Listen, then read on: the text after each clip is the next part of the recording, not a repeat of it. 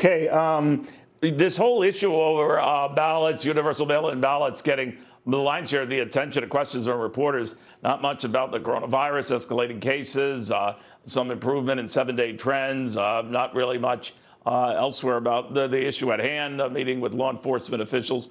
But the president making clear he still has suspicions about universal mail-in voting, as to contrast with absentee voting, which is a process and a rigorous one. When he enjoys himself as president, will be voting via mail-in ballot, but that the universal plans that some have come up with are inviting disaster, as he put it. He got some controversy yesterday talking about the possibility of delaying the election to avoid what could be widespread rampant voter fraud. He's since pulled that back a little bit. Back with Trey Gowdy, the former South Carolina congressman. Congressman, where are you on this potentially delaying an election over the issue of feared universal mail-in ballot fraud, if it ever got to that point? Well, I'm with the statute and the Constitution on when we vote, and that date should not change. And I kind of bifurcate the mail-in ballot. Can we be guaranteed of the reliability and the efficiency in the future? We're an industrious people. Perhaps we can be. Can we do that in less than 100 days? I've seen no evidence. I mean, look at the Iowa caucus. They tried something new there. There were, 8 different people that made acceptance speeches. Look at the fraud in the congressional primary in North Carolina, where indictments actually were handed down. You're right. I was a prosecutor. I have a dim view of human nature. So you're going to have to guarantee me going forward that we're not creating an atmosphere for fraud in something as important as this. Maybe you can convince me based on the evidence in the future, but I don't think we can do it between now and November.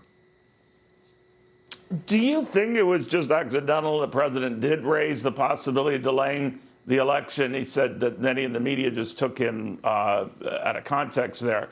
But he did say that was a possibility. Obviously, you're saying we have a fixed date for elections. We did in the middle of the Civil War in 1864 and every major election since. I'm just wondering what you think the reaction would be if we ever tried to do that. Not that the president could, but Congress could ostensibly. What do you think?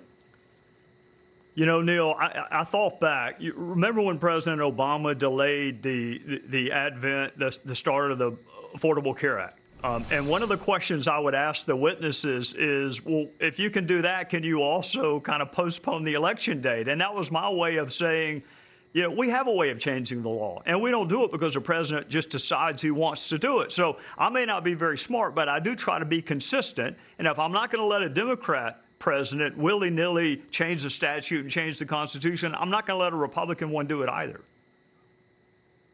On that same issue, if you'll indulge me, prosecutor, and that is this idea that Hong Kong has delayed a crucial council election a year, but citing the pandemic.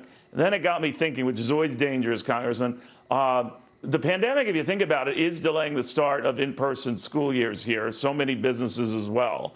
And I'm wondering if that could be an issue that gets people here to talk about, we're not ready for this, we don't have enough personnel for this, we're going to have to push this back. I would argue that you should start it earlier. If you were worried about getting all the votes counted by that first Tuesday in November, then let them begin voting the Thursday before.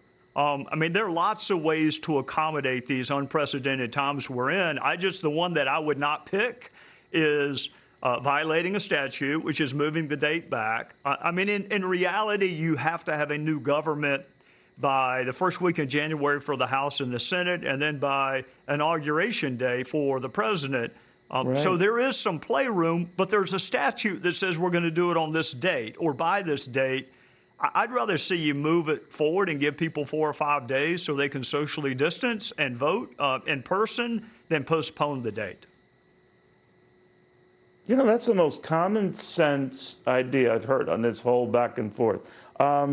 Trey Gowdy, very good seeing you again. Be well. Thank you. You too. Yes, sir.